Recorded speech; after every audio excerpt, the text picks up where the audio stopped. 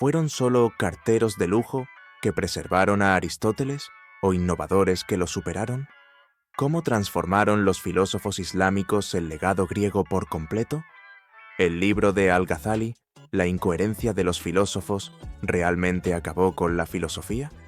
¿O creó una híbrida asombrosa con sufismo y kalam? Sus debates sobre existencia, causalidad y prueba de Dios siguen vigentes. En este video, con análisis profundos de fuentes como Stanford, respondemos todo. ¿Listo para un descubrimiento que abrirá tus ojos? ¿Qué pasaría si nos dijeran que la filosofía nunca murió en el mundo islámico? Que simplemente, cambio de forma. O que algunos de los debates más intensos sobre fe y razón no pasaron en la Europa de la Ilustración, sino siglos antes, en Bagdad, en Córdoba o en Samarcanda. Pues hoy vamos a sumergirnos precisamente en eso, en una tradición intelectual que es inmensamente rica y, seamos sinceras, a menudo muy mal interpretada. La filosofía árabe e islámica. Sí. Para ello, tenemos sobre la mesa un material de primera. Por un lado, un artículo académico bastante denso de la Enciclopedia de Filosofía de Stanford. Que es una referencia. Y por otro, un texto que se dedica a desmontar uno por uno algunos de los mitos más comunes sobre este tema. Y nuestra misión hoy es precisamente esa, intentar ir un poco más allá de los estereotipos. Veremos cómo estos pensadores no solo preservaron el conocimiento griego, que también, sino que lo transformaron por completo. Crearon conceptos nuevos. Crearon conceptos originales y debatieron cuestiones que, siguen siendo increíblemente relevantes. Hablaremos de la existencia de Dios, de la causalidad, de los límites de la razón humana. Es un viaje a un mundo intelectual que Occidente a menudo ha olvidado. O simplificado. O peor aún, simplificado hasta convertirlo en una caricatura. De acuerdo, pues empecemos por la caricatura más grande de todas, la que creo que casi todo el mundo ha ido alguna vez. A ver. La idea de que la filosofía islámica fue, básicamente, un gigantesco movimiento de traducción, como si los grandes pensadores de la época hubieran sido una especie de carteros de lujo para Aristóteles. Unos guardianes, ¿no? Sí, eso es, encargados de guardar sus obras hasta que en Europa estuviéramos listos para recibirlas. Esa es, sin duda, la simplificación más dañina de todas. Y es fascinante porque cuando te metes en los textos ves que la realidad es justo la contraria. ¿En qué sentido? Pues que figuras como Al-Farabi, Ibn Sina, a quien aquí conocemos como Avicena, e Ibn Rushd, Averroes, no se limitaron para nada a repetir como loros. No eran simples copistas. Para nada. Al contrario, leyeron a los griegos con una mirada súper crítica. Los cuestionaron, encontraron fallos en sus argumentos y, reconstruyeron sus sistemas filosóficos desde los cimientos. No fueron meros transmisores, sino productores activos de conocimiento. Vale, pero seamos un poco abogadas del diablo. ¿Hasta qué punto fueron productores? ¿Hablamos de aportaciones realmente originales, rompedoras, o más bien de comentarios y mejoras inteligentes sobre las ideas griegas? Entiendo la pregunta. ¿Hay algún ejemplo que podamos señalar y decir, mira, esto es completamente nuevo, esto no estaba en Platón ni en Aristóteles?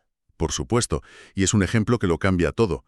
Pensemos en la distinción que hace Ibn Sina, Avicena, entre esencia y existencia.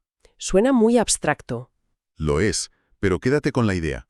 Es un concepto de una claridad y una profundidad que de esa forma no existía en la filosofía griega. A ver, explícalo un poco.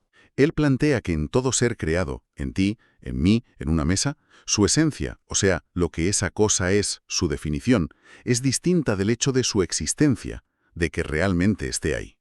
Claro, que yo pueda definir un unicornio no significa que exista. Exacto. Esa separación, que parece sutil, es una bomba filosófica. Permitió a pensadores que vinieron después, como Tomás de Aquino, construir algunos de los argumentos más sólidos para la existencia de Dios. Ah, claro. Partiendo de la base de que solo en Dios la esencia y la existencia son inseparables. Él es el único ser que no puede no existir. Entiendo. Eso no es traducir. No, eso es crear las herramientas para pensar durante los siguientes 1000 años. Vale, ese es un punto muy fuerte. Pero me lleva al segundo gran mito, que a menudo va de la mano del primero. Sí. La idea de que, incluso si hubo un momento de brillantez, todo se acabó de golpe. Se suele señalar a un hombre y a un libro. Al-Ghazali y su famosa obra La incoherencia de los filósofos. Un título bastante directo, sí. El título suena muy definitivo, como una declaración de guerra. Cuesta creer que la filosofía simplemente se encogiera de hombros y siguiera adelante después de un ataque tan frontal. Es que no lo hizo. El título es provocador, desde luego, y el libro tuvo un impacto tremendo.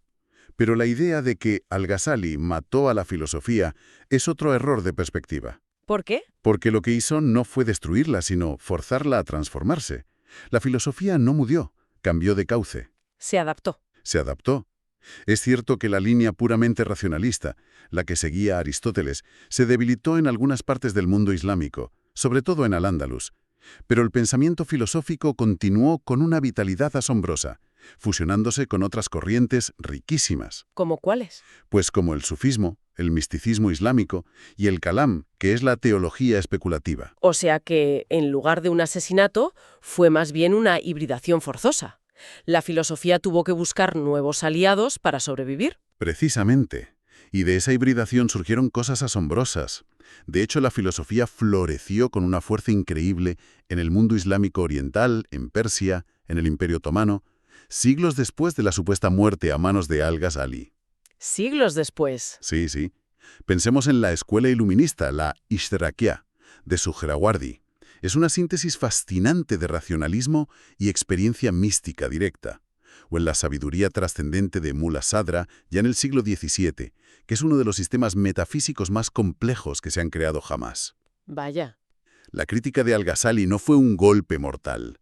Fue un desafío que obligó a la filosofía a ser más robusta, a repensarse y a encontrar nuevos caminos. Entonces, si juntamos las piezas, lo que me estás diciendo es que la imagen de la filosofía islámica como un bloque único que nació para traducir a los griegos y murió con Al-Ghazali es completamente falsa. Totalmente. Que para empezar, nunca fue un bloque único. Exactamente. Dentro de esta tradición hay una diversidad de escuelas y debates tan grande como la que hubo en Occidente. Por un lado teníamos a los peripatéticos, los racionalistas puros como Ibn Sina. Los seguidores de Aristóteles. Eso es.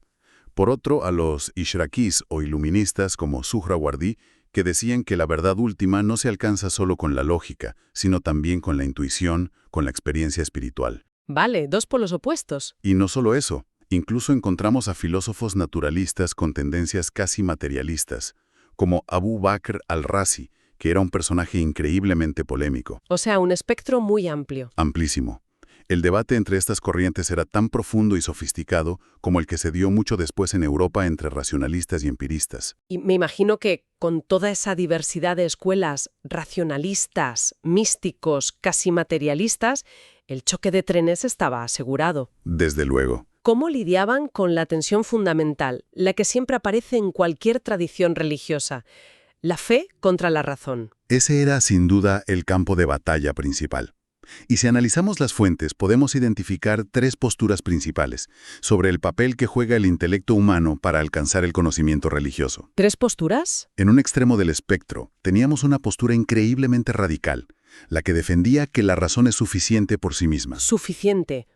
¿Para qué exactamente? Suficiente para entender el mundo y a Dios sin necesidad de textos sagrados ni profetas. Sí, exactamente eso. El representante más conocido de esta idea es el médico y filósofo Abu Bakr al-Razi. Según los testimonios que nos han llegado, porque muchos de sus textos más polémicos se perdieron. Se perdieron, claro. Él sostenía que la razón humana, por sí sola, basta para llevar una vida devota y entender todo lo necesario sobre la moral. Desde esta perspectiva, las escrituras reveladas son, en el mejor de los casos, superfluas. ¿Y en el peor? En el peor, una fuente de conflicto y superstición.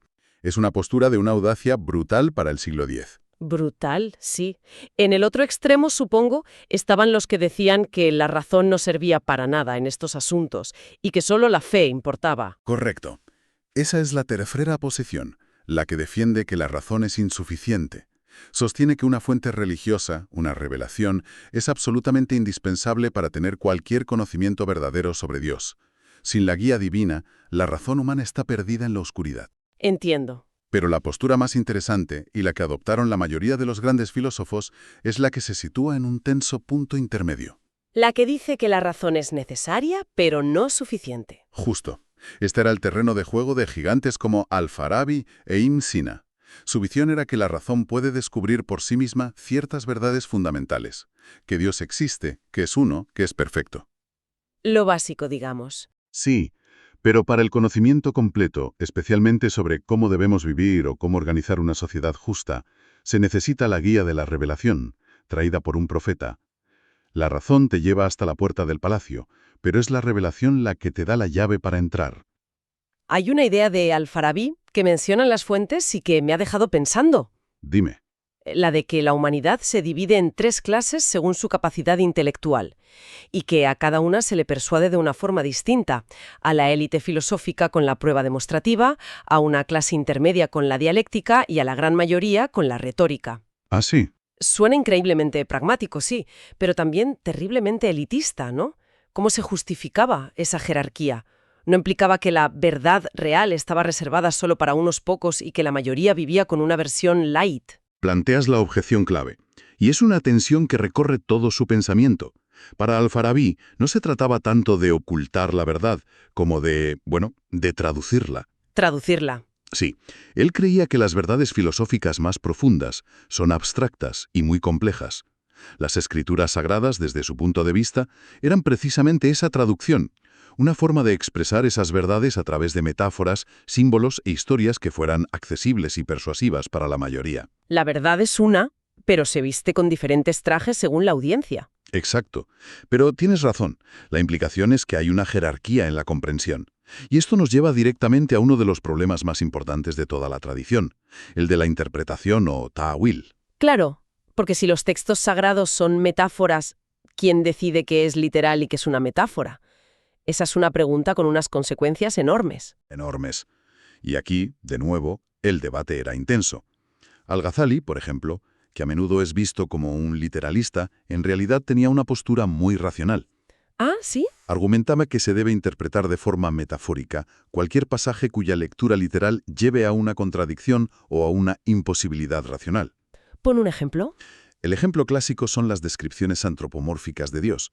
Si el Corán habla de la mano o el trono de Dios, y la razón nos dice que Dios, como ser infinito y no físico, no puede tener partes corporales, entonces esas palabras deben ser metáforas. ¿Tiene sentido? ¿Y qué decía Ibn Rushd, Averroes, que estaba en el bando más racionalista? Ibn Rushd va un paso más allá, y es un paso muy audaz. Afirma que no existe un consenso claro e indiscutible, un ijma, sobre qué textos deben ser interpretados literalmente. Vaya. Esto, en la práctica, abre la puerta a que la razón, la demostración filosófica, sea el árbitro final. Si la filosofía te demuestra una conclusión de forma irrefutable, y esa conclusión parece contradecir un pasaje de las Escrituras, Es el pasaje el que hay que reinterpretar. exacto, es el pasaje el que debe ser reinterpretado metafóricamente, no la conclusión racional la que debe ser abandonada. Para él, la verdad demostrada y la verdad revelada no pueden contradecirse, porque ambas vienen de la misma fuente divina. Esto nos muestra que usaban la razón de una forma muy, muy seria. No se limitaban a aceptarla para cuestiones mundanas, sino que la aplicaban al corazón mismo de la fe. Totalmente. Y supongo que el siguiente paso lógico era intentar usar esa misma razón para probar la existencia de Dios. Exacto. No les bastaba con la fe. Querían demostrarlo con un rigor lógico que es, de verdad, impresionante. Y desarrollaron argumentos de una sofisticación increíble. ¿Cuáles serían los principales? Podemos destacar 3 grandes líneas. La primera es la que se conoce como el argumento cosmológico del Kalam. Ese nombre asusta un poco. ¿Puedes explicármelo como si estuviéramos tomando un café? Claro. En su forma más simple, es muy intuitivo. Se basa en 2 ideas. Primera, todo lo que empieza a existir tiene una causa. Nada sale de la nada. De acuerdo, lógico. Segunda, el mundo, el universo, empezó a existir. No ha estado ahí desde siempre. Si aceptas esas 2 ideas, la conclusión es inevitable. El universo debe tener una causa, y esa causa es Dios. Claro, pero todo el debate se centraría en esa segunda premisa. Por supuesto. La de que el mundo empezó a existir es una afirmación gigantesca. ¿Cómo intentaban defenderla sin tener un Big Bang que lo probara? Utilizaban argumentos filosóficos muy ingeniosos. Por ejemplo, argumentaban que un pasado infinito es conceptualmente imposible. Si el tiempo fuera infinito hacia atrás, nunca habríamos podido llegar al día de hoy. Es un argumento interesante. Pero el debate fue feroz, porque los filósofos como Ibn Sina sostenían, siguiendo a Aristóteles, que el universo sí era eterno. Así que esto nos lleva al segundo argumento, que es el de Ibn Sina, y que es mucho más sutil. El argumento desde la necesidad y la posibilidad. Exacto. Y es una joya filosófica porque esquiva por completo el debate sobre si el universo es eterno o no. A Ibn Sina no le importa. Su argumento es puramente metafísico. A ver, Distingue entre dos tipos de seres: el existente necesario por sí mismo y los existentes posibles por sí mismos. espera, déjame ver si lo entiendo. Posible significa simplemente que no hay nada en nuestra propia naturaleza que nos obligue a existir, que podríamos no haber existido y el universo seguiría su curso. Has dado en el clavo. Esa es la clave. Tú, yo, este planeta. Nuestra existencia no es necesaria. Somos contingentes, posibles. Podríamos no existir. Vale, hasta ahí te sigo. Ahora bien, dice Ibn Sina, tomemos el conjunto de todas las cosas posibles que existen. La suma de todas esas cosas contingentes sigue siendo, en su totalidad, contingente. El conjunto no se explica a sí mismo. ¿Necesita algo externo? Necesita una causa externa a ese mismo conjunto para existir. Y esa causa ya no puede ser posible. Tiene que ser de otra naturaleza. Tiene que ser el existente necesario por sí mismo. Aquel cuya esencia es existir. Dios. Es un argumento muy elegante. No depende de la física, sino de la pura lógica. ¿Y el tercero? Has mencionado uno de Mullah Shadra, que venía de una tradición más mística. Sí, el argumento desde el conocimiento por presencia. Y es de un sabor completamente diferente. No es tanto una prueba lógica como una indicación, una forma de señalar una experiencia interna. Más experiencial, entonces. Mucho más. Mullah Sadra sostiene que todos nosotros tenemos una experiencia directa, inmediata e innegable de la existencia misma. El simple hecho de ser conscientes de ser es el dato más fundamental de nuestra realidad. Entiendo. Para él, Dios no es una conclusión al final de una cadena de razonamientos. Dios es la existencia pura, la realidad misma en su máxima intensidad y perfección. No hay que demostrarlo, hay que tomar conciencia de ello. Es una vía muy distinta. Apela más a la introspección que a la lógica formal. Vale, entonces tenemos argumentos lógicos, metafísicos y experienciales. Digamos que nos convencen. Dios existe. La siguiente pregunta que me surge es, ¿y ahora qué? ¿Qué hace ese Dios? Claro. ¿Es un creador que le da cuerda al universo y se retira a observar? ¿O está implicado en cada detalle, a cada segundo? Esa pregunta nos lleva a una de las divisiones más profundas y radicales de todo el pensamiento islámico. Y aquí encontramos dos modelos completamente opuestos, casi irreconciliables. A ver cuáles son. Por un lado, tenemos la visión de la causalidad esencial, defendida por los filósofos como Ibn Sina. Para ellos, el mundo es una red de cosas que tienen sus propias potencias causales. El fuego quema el algodón por su propia naturaleza ígnea, el agua moja por su naturaleza húmeda. Hay leyes naturales. Entiendo. Dios crea las cosas con ciertas propiedades y luego esas propiedades interactúan entre sí. Él establece las reglas del juego, pero no está moviendo cada pieza en cada jugada. Exactamente. Aunque, en última instancia, todo este sistema depende de Dios, que lo mantiene en existencia, Dios no es la causa inmediata y directa de cada evento. Es la causa primera, pero el universo tiene una estructura causal que funciona con una relativa autonomía. Vale, ese es un modelo. Por otro lado, tenemos la teoría del ocasionalismo, defendida por teólogos como Al-Ghazali. Y esta idea es para sentarse. Suena a que va a ser mucho más intervencionista. Muchísimo más. El ocasionalismo sostiene que Dios es la única y verdadera causa de absolutamente todo lo que ocurre en el universo, en cada instante. ¿Cómo? No existen las causas secundarias. No existen las leyes naturales como las entendemos. Pero espera. Eso suena radical hasta el punto de ser casi inverosímil. Si pongo la mano en el fuego, me quemo. ¿No es el fuego la causa de la quemadura? Según un ocasionalista como Al-Ghazali, no. La conexión que observamos entre el fuego y la quemadura no es una relación de causa y efecto. Es simplemente una costumbre o un hábito, una hada, de Dios. Un hábito. Sí, lo que realmente ocurre es que en el instante en que tu mano toca el fuego, Dios crea directamente la quemadura en tu mano. Y en el instante siguiente, vuelve a crear el fuego, tu mano y la sensación de dolor. No hay ninguna conexión necesaria. Pero Dios podría hacer que tu mano tocase el fuego y en su lugar sintieras frío o te creciera una flor en la palma. Mi cabeza acaba de explotar un poco con esa idea. Si Dios recrea todo a cada instante, ¿qué sentido tiene la ciencia o la responsabilidad personal? Si yo tiro una piedra, ¿realmente la he tirado yo? ¿O Dios ha creado el movimiento de la piedra en conjunción con el de mi brazo? Anula el libre albedrío, parece. Claro. Has llegado al corazón de la crítica que se le hizo a esta teoría. Para los ocasionalistas, esta era la única forma de proteger la omnipotencia absoluta de Dios. Si el fuego tuviera el poder intrínseco de quemar, eso limitaría el poder de Dios, porque le obligaría a que el mundo funcionara de una determinada manera. Entiendo la lógica, pero las consecuencias son... Son enormes. Con el ocasionalismo, la libertad y el poder de Dios son absolutos en cada momento, sin ataduras. El universo no tiene poder propio, es un flujo constante de creación divina directa. Pero sí, las implicaciones para el libre albedrío y la regularidad de la naturaleza son uno de los debates más profundos que surgieron a raíz de esta idea tan radical. En definitiva, después de este recorrido, queda clarísimo que la filosofía islámica no es una pieza de museo ni una simple nota a pie de página. Para nada. Es una tradición vibrante, increíblemente diversa y llena de debates feroces sobre la razón, la existencia, la causalidad y la fe, que siguen resonando con una fuerza tremenda. Desde luego. No fue solo un puente entre Grecia y Europa, fue un destino intelectual por derecho propio, con sus propias preguntas, sus propias batallas y sus propias y asombrosas respuestas. Y para dejar una última idea en el aire, volvamos a esa noción tan extraña del ocasionalismo. Vale.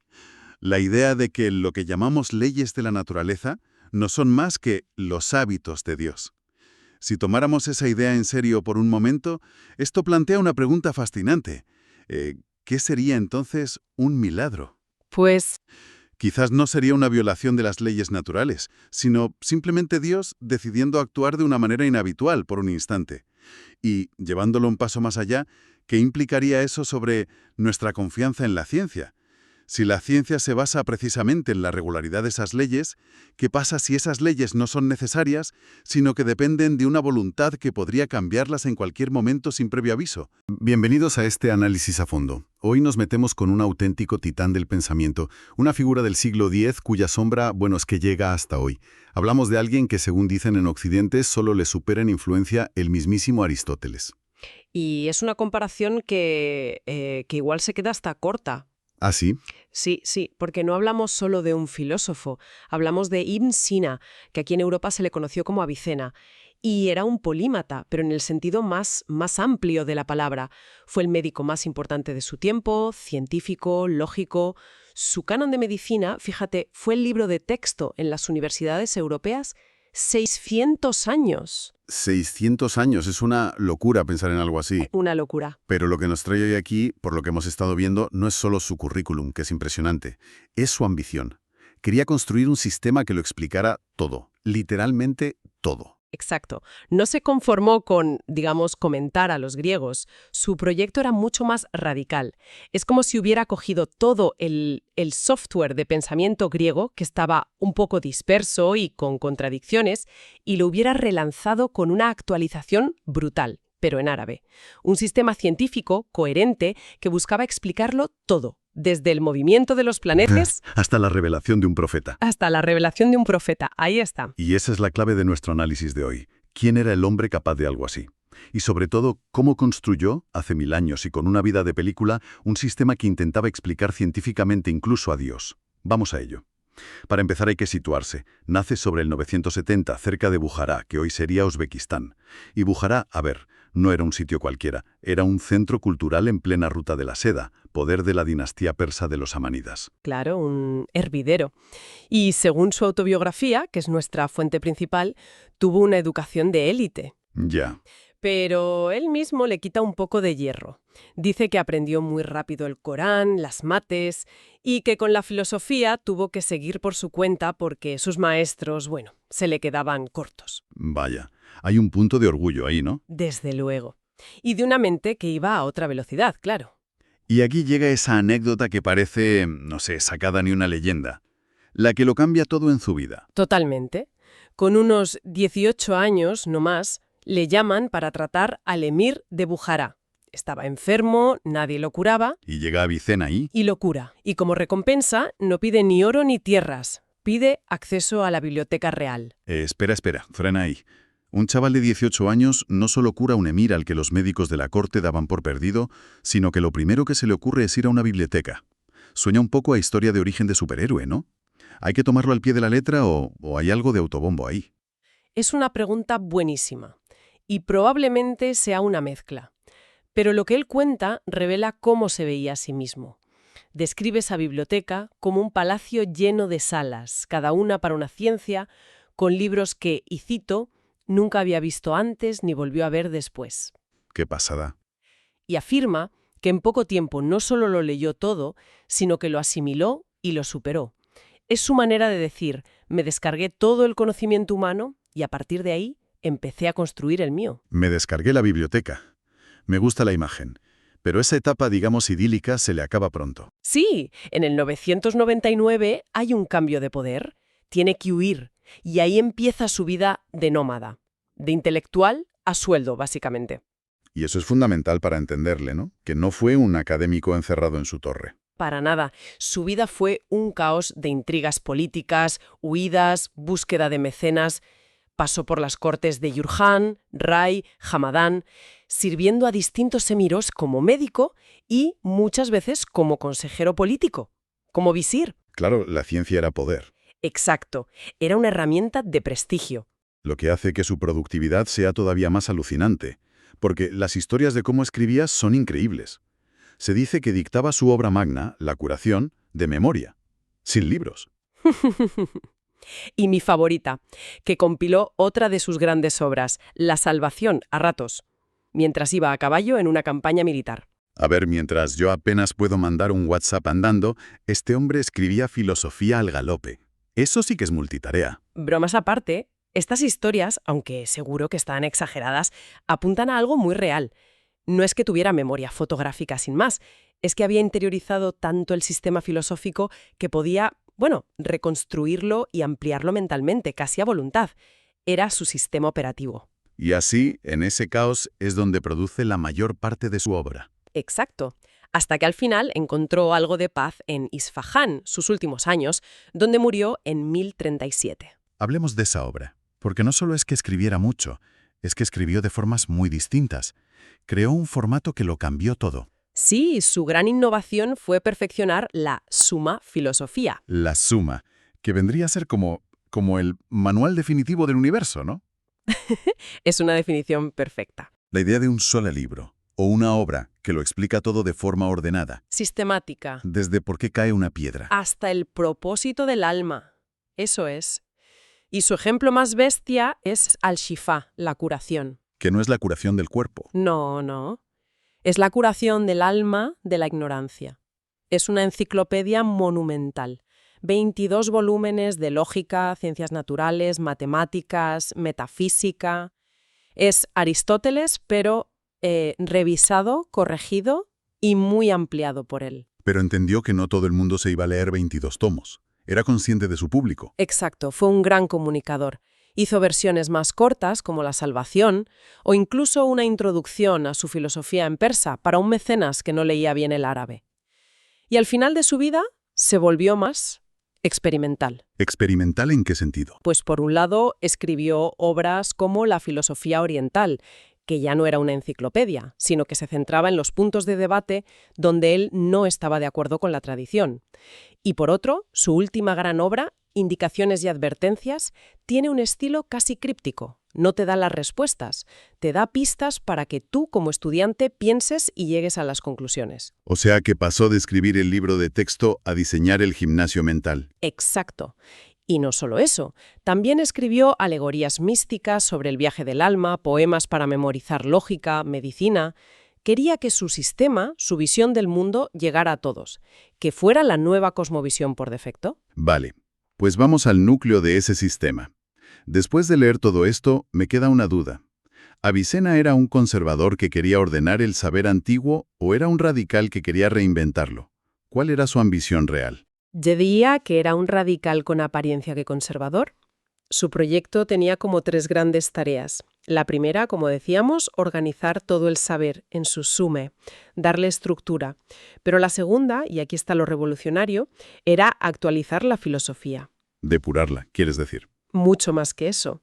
Se dio cuenta de que la tradición que heredaba de Aristóteles y otros tenía agujeros, errores lógicos.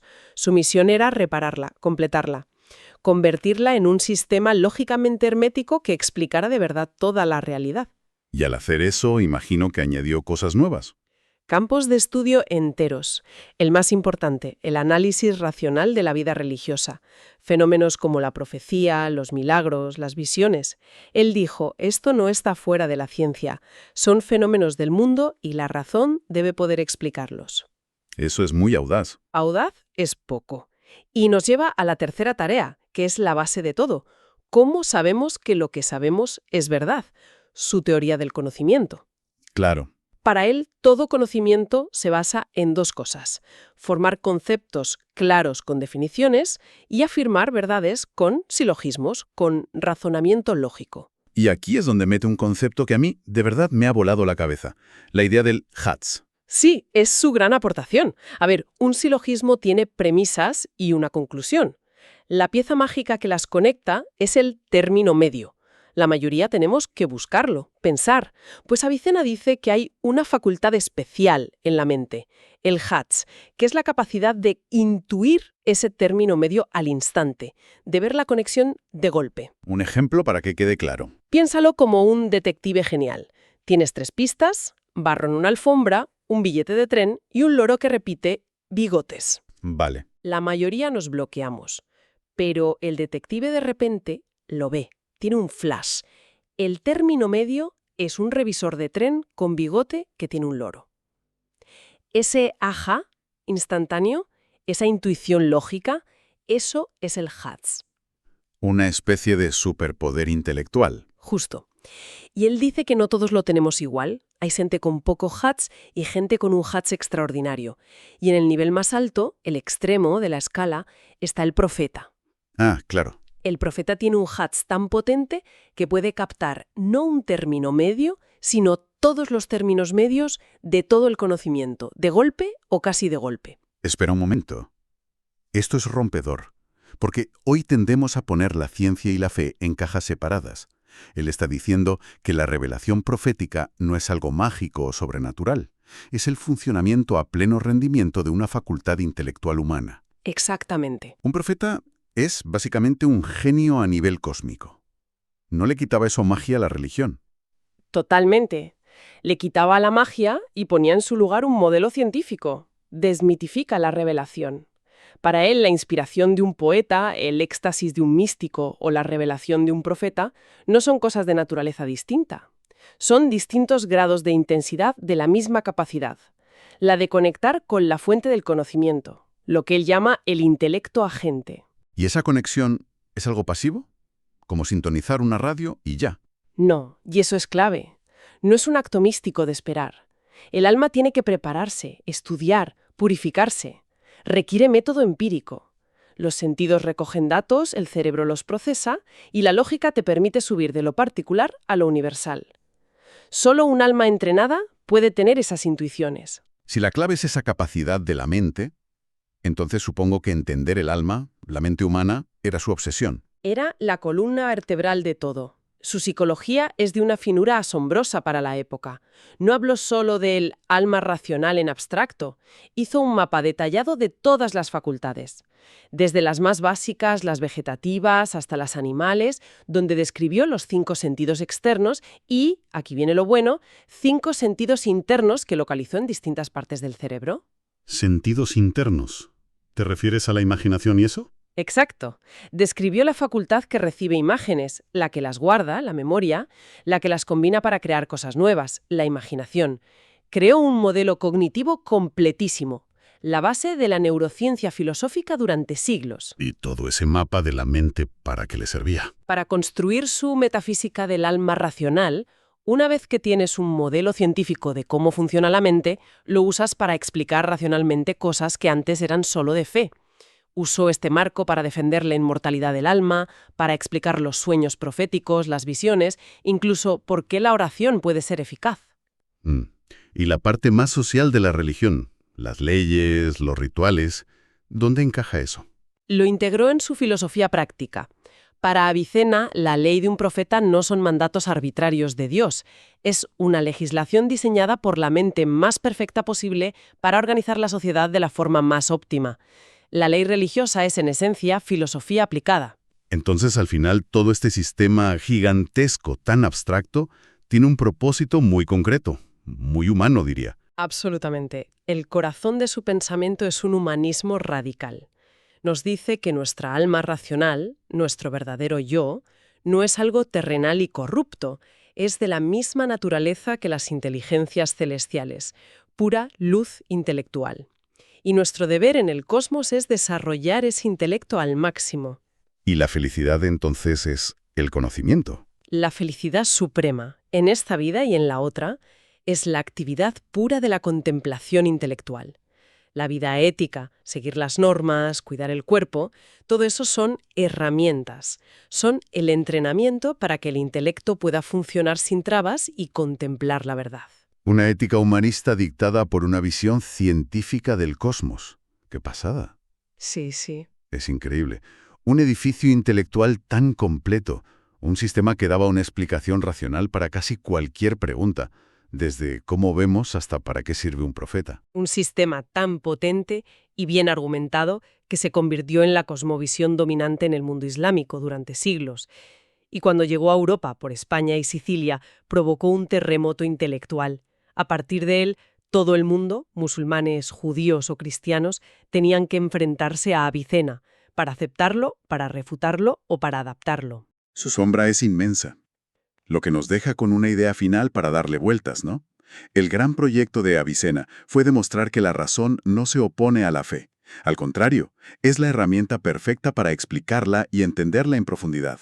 Y eso nos lanza una pregunta que hoy sigue siendo muy relevante. Si los aspectos más elevados de la experiencia humana, como la revelación o la intuición genial, se pueden entender como el funcionamiento óptimo de nuestras facultades naturales, ¿qué significa eso para la frontera que solemos trazar entre el conocimiento científico y la creencia? ¿Son de verdad dos mundos separados? ¿O son, como sugería Avicena, simplemente distintos puntos en un mismo espectro de la cognición humana, que va desde ver un color hasta comprender el universo? Su respuesta fue clara. La nuestra, 1000 años después, quizá no tanto. Hoy vamos a sumergirnos en la figura de un pensador que, bueno, aunque quizá no tenga la fama de Aristóteles, fue apodado el segundo maestro. Precisamente por continuar su legado, exacto. Hablamos de Abu Nasr al-Farabi. Y aquí está lo curioso. Cuanto más se le estudia, más enigmático y polémico se vuelve. Totalmente.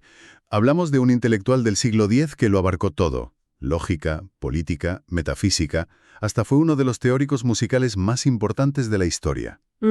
Pero su obra es un laberinto lleno de aparentes contradicciones. Ese es el centro de nuestro análisis de hoy. ¿Quién fue realmente al-Farabi?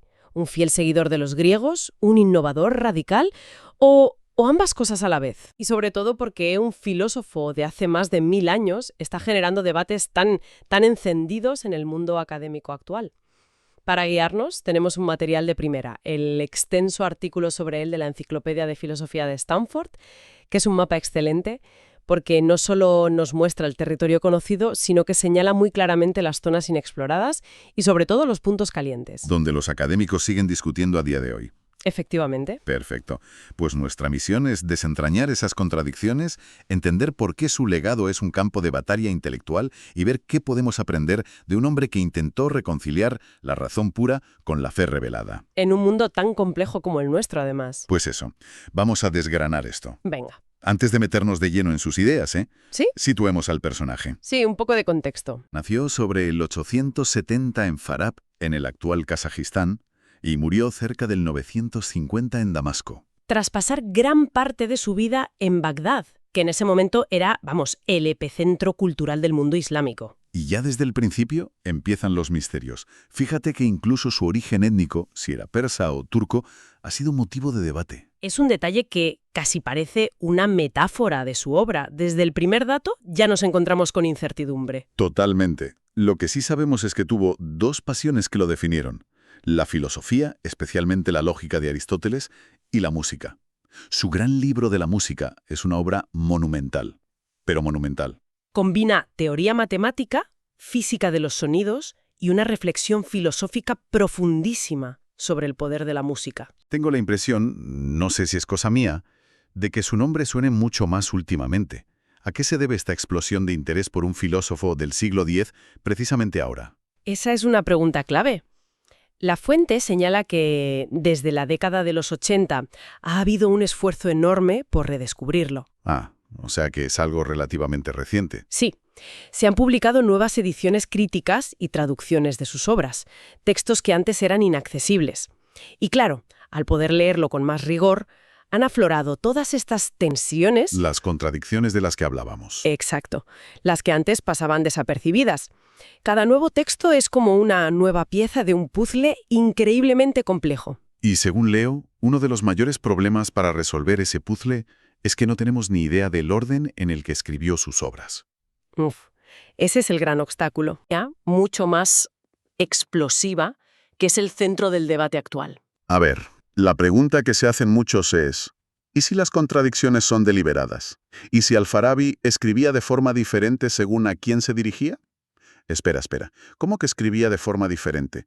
¿Quieres decir que tenía como dos versiones de su filosofía? Algo así. ¿Como una versión para todos los públicos con clasificación apta? ¿Y luego una especie de montaje del director sin censura solo para su círculo más íntimo? Esa es exactamente la cuestión que divide a los especialistas. Es la famosa distinción entre una doctrina exotérica, para el exterior, y una esotérica, interna, reservada para una élite de filósofos. ¿Vale? Y esta idea es la llave que podría abrir o cerrar todas las puertas para entender a Al-Farabi. Vale, me quedo con esa idea en la cabeza porque parece fundamental. Para poner un poco de orden, la fuente sugiere seguir el mapa que él mismo nos dejó en su obra Enumeración de las Ciencias. Me parece un buen plan. Empieza por la ciencia del lenguaje. Sí, y ya aquí vemos su originalidad. En su libro de las letras no se limita a la gramática. Explora el origen y la evolución de las lenguas y la religión. Va mucho más allá. Y conecta el lenguaje directamente con la música. Para él, la música no es un mero adorno, es una herramienta retórica potentísima. Al servicio de la palabra. Exacto. Explica con detalle técnico cómo la melodía y el ritmo deben ajustarse a la poesía para amplificar su mensaje y persuadir al oyente. Después del lenguaje, su gran pasión, la lógica. Y aquí hay una idea que me ha parecido preciosa. Para Al-Farabi, la lógica no era un simple ejercicio académico. No, para nada. Era, literalmente, el camino hacia la felicidad. Exacto, porque la lógica nos da las herramientas para distinguir la verdad del error. Y solo alcanzando la verdad podemos alcanzar la felicidad suprema. Que para él es un estado de perfección intelectual. Eso es, pero su concepto de lógica era mucho más amplio que el nuestro. Siguiendo una tradición tardoantigua, él incluye a la retórica y la poética de Aristóteles dentro del órganon. El conjunto de herramientas lógicas. Sí. Pero, ¿por qué? Retórica y poesía hoy las asociamos más con el arte de la persuasión, con la belleza, no con la lógica estricta. Porque Al-Farabi crea una especie de ranking. Un ranking de poder de los argumentos. Vale. En la cima de la pirámide está la demostración filosófica, que es como una prueba matemática. Parte de premisas universales y llega a conclusiones irrefutables. Es el lenguaje de la verdad pura. El nivel más alto. El más alto. Un escalón por debajo está el discurso dialéctico, que él asocia a los teólogos de su época, los mutakalimun. Ah. Ellos no parten de cero, sino de las premisas de un texto sagrado. Su argumentación puede ser brillante, pero para Al-Farabi juegan en un campo más pequeño, limitado por sus dogmas. ¿Y en la base? En la base de la pirámide sitúa la retórica y la poética. El lenguaje para las masas. Exacto. El lenguaje diseñado para inspirar sentimientos, para mover a la acción a través de imágenes y emociones. Consideraba que este era el lenguaje de las escrituras sagradas, como el Corán. No porque fuera falso, sino porque era la forma más eficaz de transmitir verdades filosóficas complejas a gente que no tiene la formación para la demostración pura. Vale, esta jerarquía es fundamental. Entendido. Y veo que dentro de la lógica se metió en debates increíblemente espinosos, como el de los futuros contingentes. Sí. Suena complicadísimo. Y lo es. Es el viejo problema. Si Dios lo sabe todo, incluido el futuro, somos realmente libres. Claro. Si yo digo mañana habrá una batalla naval, y esa frase ya es verdadera hoy, significa que la batalla es inevitable. Muchos teólogos de su tiempo defendían una predestinación radical. Pues sí, pero Al-Farabi usó las herramientas de la lógica aristotélica para argumentar que el conocimiento divino del futuro no elimina la libertad humana. O sea, una defensa del libre albedrío en un entorno intelectual muy hostil a esa idea. Totalmente. De acuerdo. La lógica es el kit de herramientas para pensar correctamente y ser feliz. Pero, ¿a qué le aplica esas herramientas? ¿Hacia dónde las dirige? Pues las dirige a la estructura misma de la realidad, a los números, las formas, los planetas, en otras palabras, a las matemáticas, que para él incluían aritmética, geometría, astronomía y, cómo no, la música. Y de nuevo nos sorprende. Por ejemplo, en astronomía rechaza firmemente la astrología. Ah, mira, Distingue la ciencia del movimiento de los astros de la superstición de adivinar el futuro con ellos. ¿y en la música? ¿Qué es lo que le hace tan especial? Su insistencia en combinar la teoría con la práctica. En su gran libro de la música, deja claro que, aunque la música se basa en principios matemáticos, también se fundamenta en principios empíricos. En lo que oímos, exacto. Y aquí viene un detalle revelador.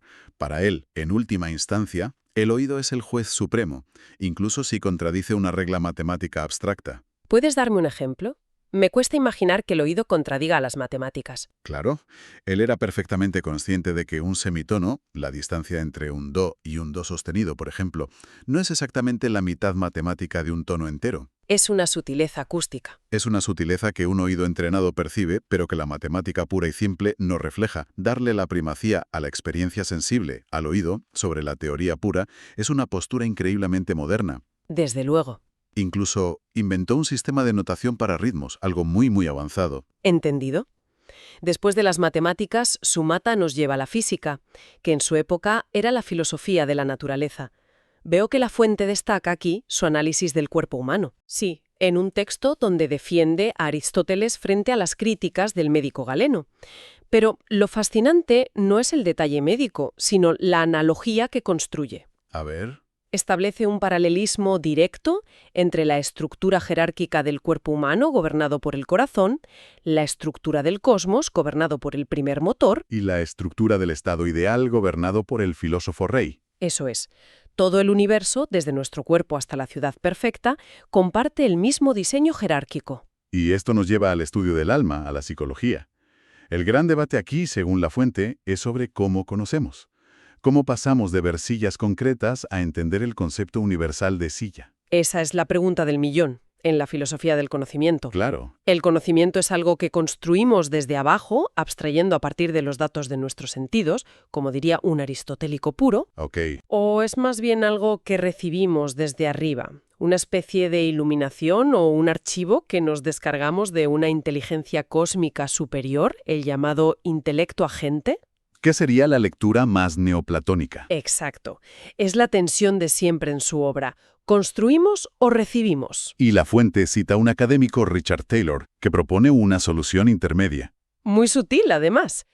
Él argumenta que para Al-Farabi no son excluyentes. Sí, realizamos un proceso genuino de abstracción desde los sentidos, pero este proceso es, de alguna manera, asistido o activado por la luz de ese intelecto agente. Una síntesis de ambas tradiciones. Justo. Y esta discusión nos lanza de cabeza al núcleo de todas las controversias, la metafísica. Aquí es donde el puzzle parece romperse en dos. Aquí es donde el debate se vuelve encarnizado. Por un lado, tenemos textos como Los fines de la metafísica de Aristóteles, donde presenta la metafísica como una ontología. Un estudio del ser en cuanto ser. Sí, una investigación sobre la realidad en general, distinguiéndola claramente de la teología, que es el estudio del ser supremo. Un enfoque muy fiel a Aristóteles. Pero, por otro lado, Están sus obras más famosas y políticas, como Las opiniones de la gente de la ciudad virtuosa. Y el punto de partida de estas obras es completamente diferente. radicalmente diferente.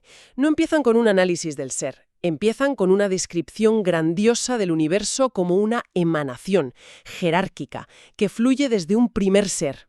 Un Dios uno. Eso es. Una emanación, como una especie de cascada cósmica donde la realidad va brotando desde ese Dios en la cima.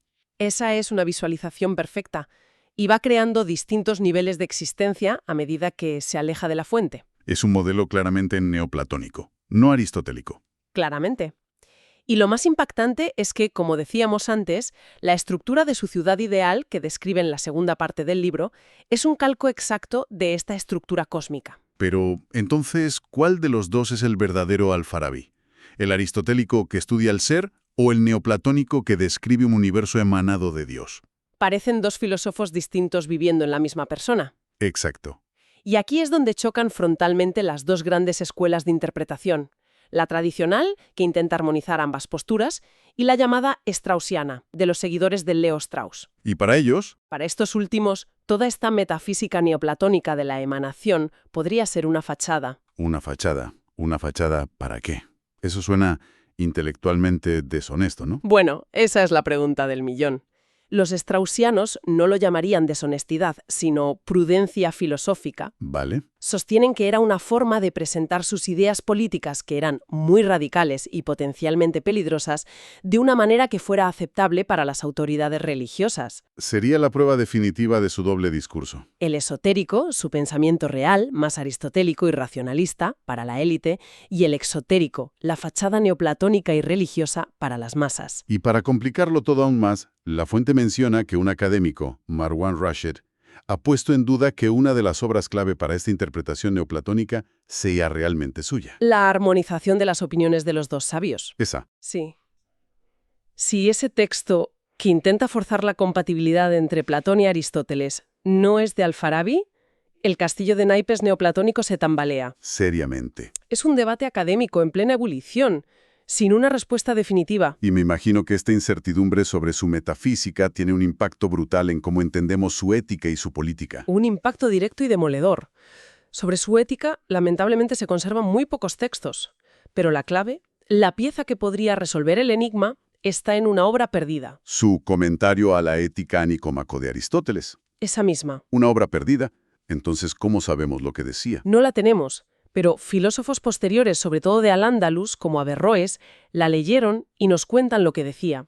Y lo que nos cuentan es una auténtica bomba. A ver, suéltala. Según estos testimonios, en ese comentario perdido, Al-Farabi negaba rotundamente la inmortalidad del alma individual. ¿Qué? Y la posibilidad de que el intelecto humano se uniera con ese intelecto agente cósmico tras la muerte. Un momento. Negaba la inmortalidad del alma. Pero si en sus otras obras más conocidas dice que la felicidad suprema es precisamente esa unión intelectual. Exacto. Y no solo lo negaba, sino que según Averroes, calificaba esas ideas de cuentos de viejas. Espera. ¿Cuentos de viejas? Está hablando de la inmortalidad del alma, una piedra angular de la religión, y la despacha con esa displicencia. En el siglo X. Eso no es solo una discrepancia filosófica, eso es jugar con fuego. Es increíblemente provocador, y si lo que Averroes cuenta es cierto, sería la prueba de fuego, la confirmación casi definitiva de la tesis straussiana de la doble doctrina. Una enseñanza radicalmente racionalista para sus discípulos más avanzados. Y otra, mucho más consoladora y compatible con la religión, para el consumo público. Es fascinante. Y todo esto nos lleva a la parte final de su sistema, su filosofía política, que sí ha recibido muchísima atención. Y aquí otra sorpresa. Su gran inspiración no es la política de Aristóteles. No, ese texto parece que no fue traducido al árabe en su época. Su modelo principal son la República y las leyes de Platón. Pero lo que hace con el material platónico es una transformación radical. Total. Al-Farabi no está pensando en la pequeña ciudad-estado griega homogénea en lengua y cultura para la que escribía Platón. Claro, su realidad era completamente distinta.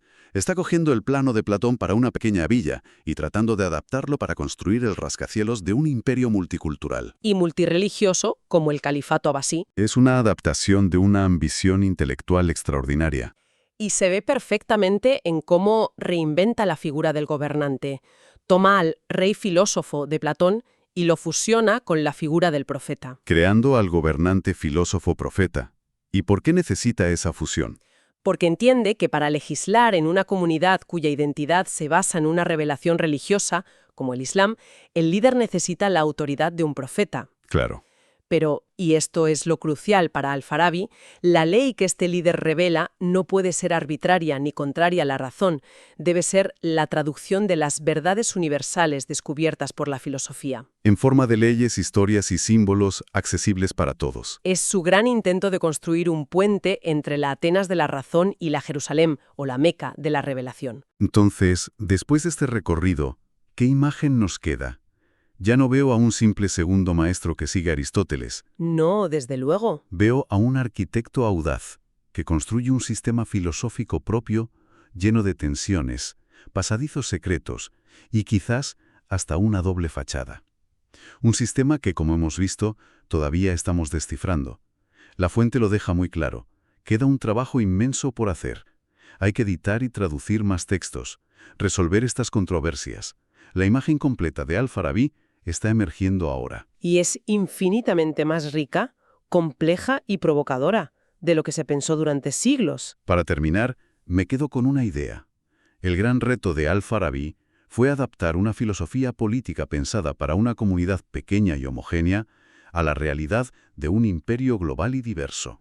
Sí. Su intento de crear un marco para gobernar esa diversidad usando la razón como guía es un problema que nos suena terriblemente familiar. Precisamente. Así que el verdadero resumen de su legado no es solo que fue un filósofo brillante. Es que se enfrentó al mismo problema que tenemos hoy. ¿Cómo se construye un único estado racional a partir de múltiples sistemas de creencias profundamente arraigados y a menudo contradictorios? Y su respuesta, o al menos una posible interpretación, fue una especie de doble discurso filosófico. Una verdad para los intelectuales y otra más simbólica para el pueblo. Claro. La pregunta que nos deja flotando y que es increíblemente moderna es si esa solución fue un golpe de genio político o un peligroso pacto con la ambigüedad. Una pregunta sin respuesta fácil, que demuestra por qué, más de 1000 años después, seguimos discutiendo sobre Al-Farabi. Imagina una figura tan influyente que durante siglos en Europa, cuando se quería hablar de la máxima autoridad en un tema, no hacía falta ni decir su nombre. Se le conocía y ya está. Exacto. Se le llamaba simplemente el comentador. Y ya todo el mundo sabía de quién hablabas. Y lo más alucinante es que esta figura, que fue central para el pensamiento cristiano medieval, pues no era cristiano, ni siquiera europeo en el sentido que le damos hoy. Claro, era Abu al-Walid Muhammad ibn Ahmed ibn Rushd, un filósofo, médico, juez, un erudito andalusí del siglo XII. De Córdoba. De Córdoba. Y su legado es una de las paradojas más fascinantes de la historia intelectual. Un pensador musulmán cuyas ideas provocaron una auténtica revolución y, de paso, unas condenas furibundas en las recién nacidas universidades de Padua o Padua. Totalmente. Y en nuestro análisis de hoy vamos a sumergirnos en el universo de Ibn Rushd, que en Occidente conocemos como Averroes, no solo para ver cómo intentó reconciliar la razón más pura con la fe, sino para tratar de entender una de las ideas más extrañas y potentes de la filosofía. Esa idea de una mente única compartida por toda la humanidad. Exacto.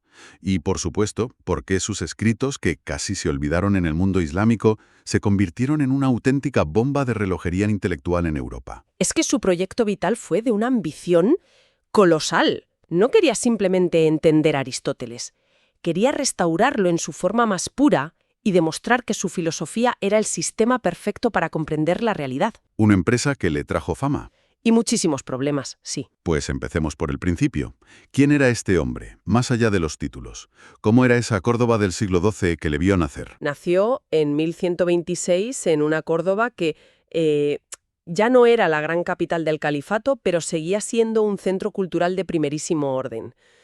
Lo más importante es que venía de una familia de élite. Ajá. Una auténtica dinastía de jueces muy prestigiosos.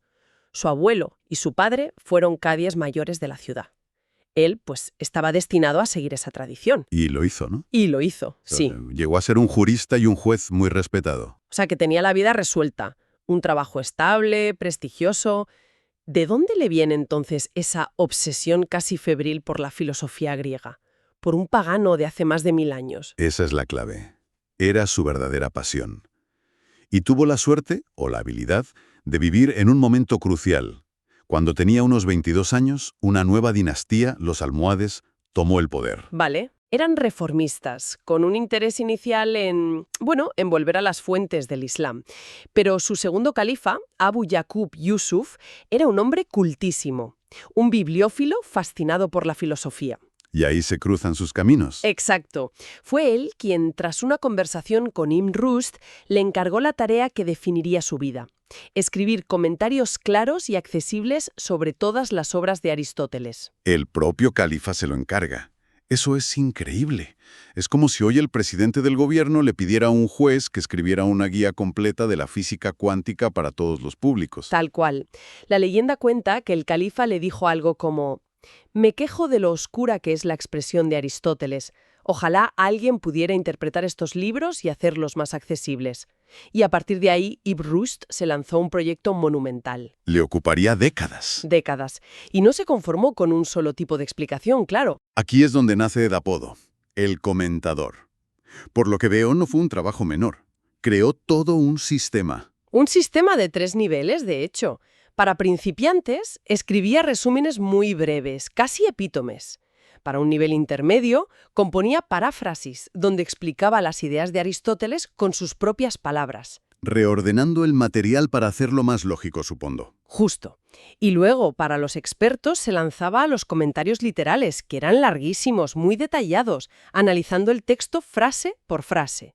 Era un proyecto pedagógico total. Entiendo la escala del trabajo, es una locura. Pero, ¿cuál era la convicción de fondo? ¿Por qué dedicar una vida entera a explicar a Aristóteles? ¿Creía que era simplemente el tipo más listo de la historia? ¿O había algo más? Había mucho, mucho más. En el corazón de todo su proyecto latía una idea radical: que la filosofía, entendida como la demostración lógica y racional, era el camino más elevado y seguro hacia la verdad. Y aquí viene lo importante. Y aquí viene lo importante: que esa verdad, la de la razón, no podía, bajo ningún concepto, contradecir la verdad revelada por la religión. Su lema era: la verdad no se opone a la verdad. Vale, esa frase suena muy bien, muy conciliadora. Pero en la práctica, eso me lleva a una pregunta inevitable. ¿Qué ocurre cuando el camino más riguroso, el de la filosofía pura, te lleva a un destino que contradice un pilar de la fe? Como por ejemplo, la creación del mundo a partir de la nada. Ahí es donde la teoría choca con la realidad, ¿no? Precisamente. Y para resolver esa tensión, desarrolló una metodología muy sofisticada.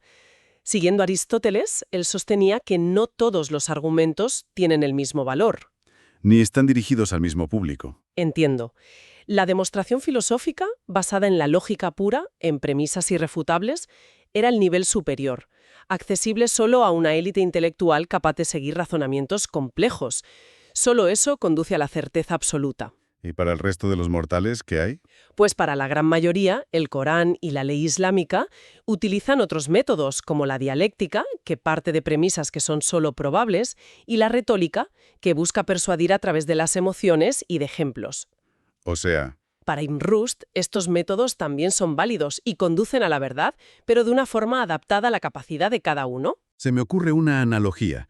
Es como si hubiera diferentes caminos para llegar a la cima de la misma montaña. El filósofo toma la ruta de escalada, la más técnica y peligrosa, la que exige más preparación. Me gusta. El teólogo dialéctico usa un sendero de trekking exigente, y la mayoría de la gente usa un camino bien señalizado y seguro. Todos llegan al mismo sitio, pero por rutas distintas. Es una analogía perfecta. Perfecta. Y lo crucial para él, y aquí viene su gran crítica a los teólogos de su tiempo, los mutakalimun, es que los guías de esos senderos no debían intentar describir la luta de escalada. Ah, claro. Los acusaba de mezclarlo todo. Usaban argumentos dialécticos que solo son probables y los presentaban al público como si fueran demostraciones absolutas.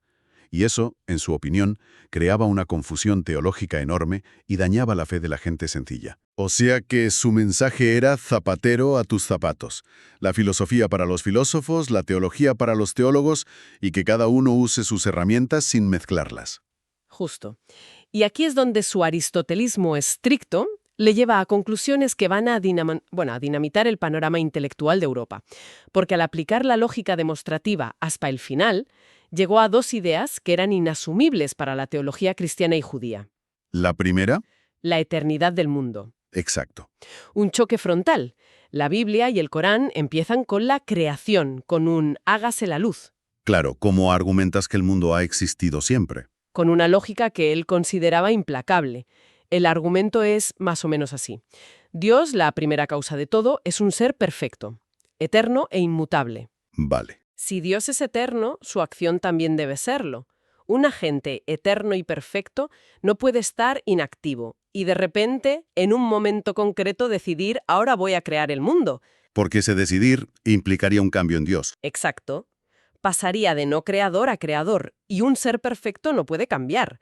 Por lo tanto, el efecto, o sea, el universo, debe ser tan eterno como su causa. Uf, es un razonamiento muy potente.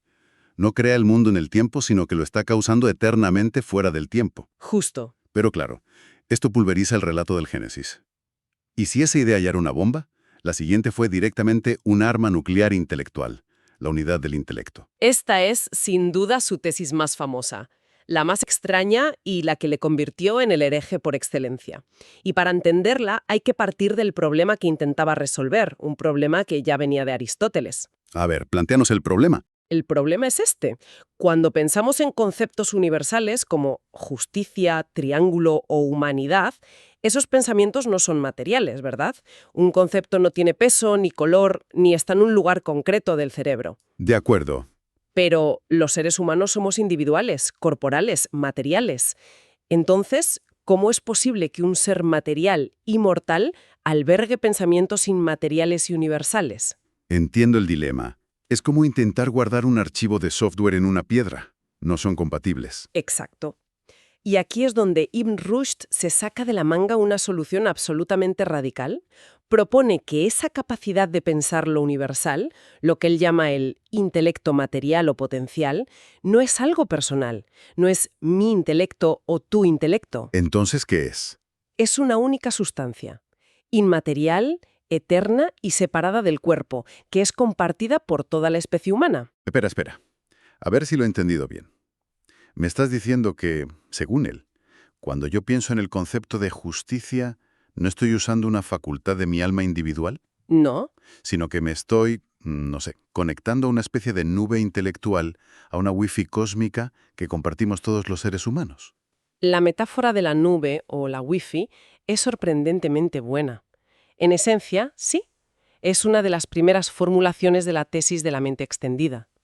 Nosotros, como individuos, usamos nuestras facultades corporales, los sentidos, la imaginación para preparar el material. Las imágenes particulares. Eso es, recopilamos imágenes de actos justos, de personas, de situaciones, y este intelecto único y universal, que él también llama intelecto agente, actúa sobre esas imágenes, las ilumina y nos permite abstraer el concepto universal. Pero entonces, si la parte que piensa no es mía, ¿qué pasa con el alma después de la muerte?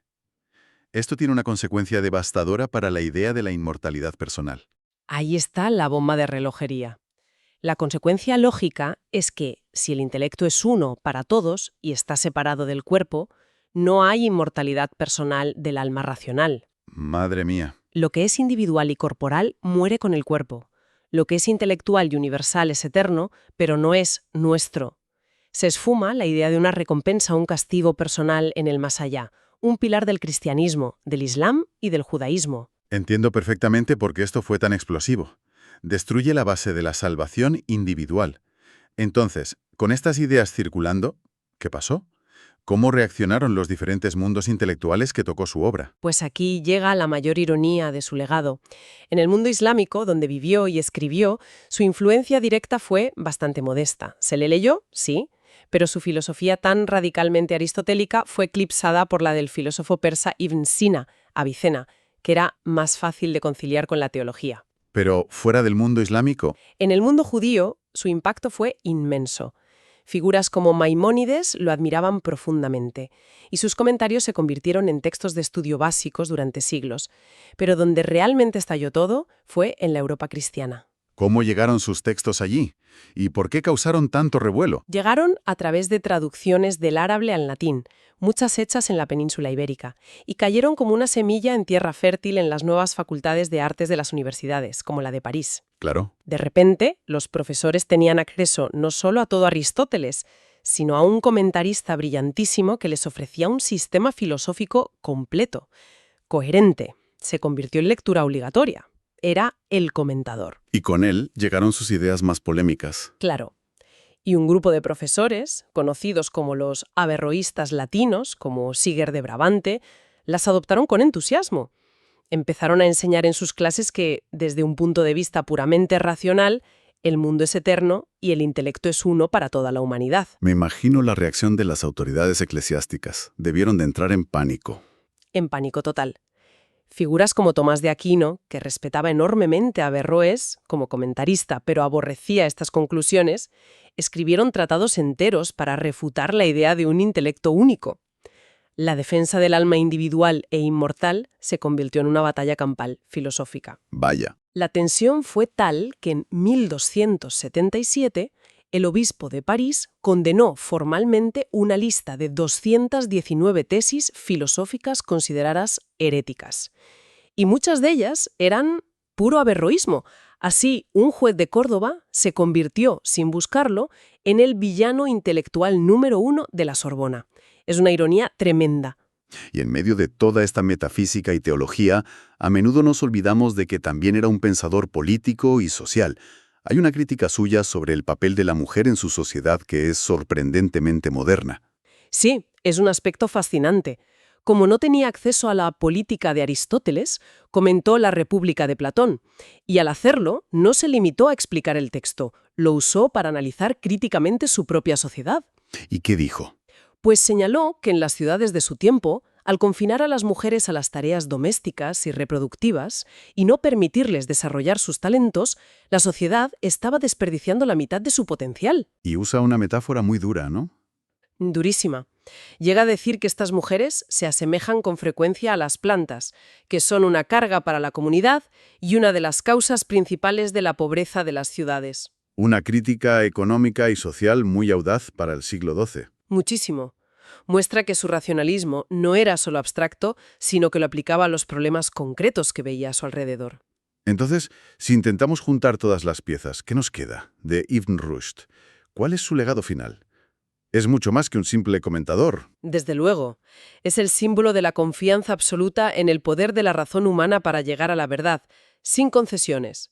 Sus ideas, tanto sobre el cosmos como sobre la mente, obligaron al pensamiento occidental a enfrentarse a sus propias contradicciones, a afinar sus argumentos y, al final, a definir los límites entre filosofía y fe de una manera mucho más nítida. Su obra demuestra cómo una idea, nacida en la Córdoba del siglo XII, puede cruzar fronteras de lengua, cultura y religión para transformar el debate intelectual de un continente entero durante siglos. Exacto. Nos deja con una pregunta fundamental. ¿Hasta dónde puede llegar la razón por sí misma? ¿Y qué hacemos cuando sus conclusiones, por lógicas que sean, chocan con nuestras creencias más profundas? Y nos deja con una última reflexión, que creo que es la más provocadora de todas. Él pensaba que la felicidad suprema para el ser humano era la conjunción, la unión intelectual con esa mente universal, una especie de fusión con la verdad pura. Vale. Pero si la parte más noble de nosotros, nuestro intelecto, no es realmente nuestra, sino un recurso cósmico compartido, ¿qué significa entonces la individualidad? ¿Qué queda de ese yo que sentimos de forma tan íntima como único y personal?